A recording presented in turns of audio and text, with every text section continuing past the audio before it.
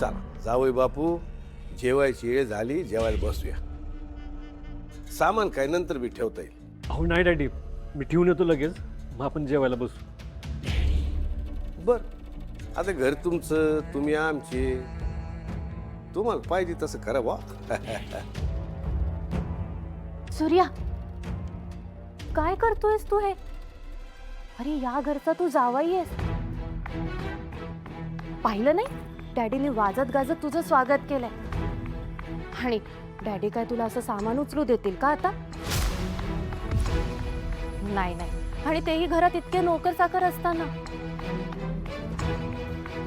तुळजा, अगं नोकर माणसांना पण घर असतं.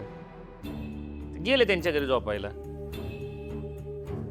हा तुळजा, सामान उचलायला कशाला कोण पाहिजे? मी लगेच ठेवून येतो. सूर्या अरे, हे बघ, तू असं केलंस ना तर डॅडींनाच नाही आवडणार. आणि घरात नोकर साकर नसले म्हणून काय झालं? तुझा मेवडा आहे की शत्रू उचलेल सगळं, हो ना? तुळजा, अगं मी उचलू शकतो. सूर्या, इथे प्रश्न सामान उचलण्याचा नाहीये, तर डॅडींच्या इज्जतीचा प्रश्न आहे.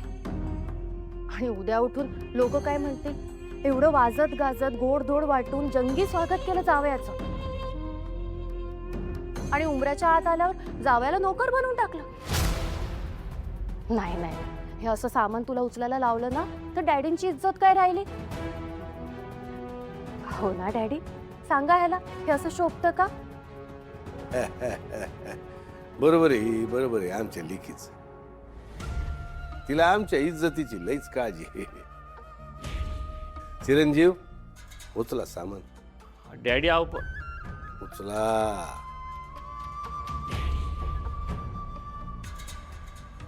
डॅडी, अहो जावायचा एवढा मान असतो तर मग आम्ही पण सूर्याचे दाजी लागतो की. मग आमची इज्जत कमी नाही म्हणणार? अरे हो शत्रू, हे मी विसरलेच की तू आमच्या घरचा जावई असते.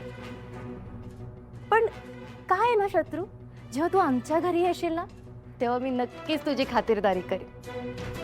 पण आता काय आहे ना, ह्या घराचा सूर्या जावई आणि तो इथे आला, तर तुला खातिरदारी तर करावीच लागेल.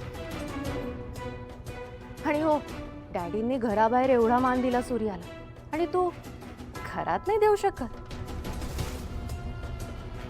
चिरंजीव, उचला सामान.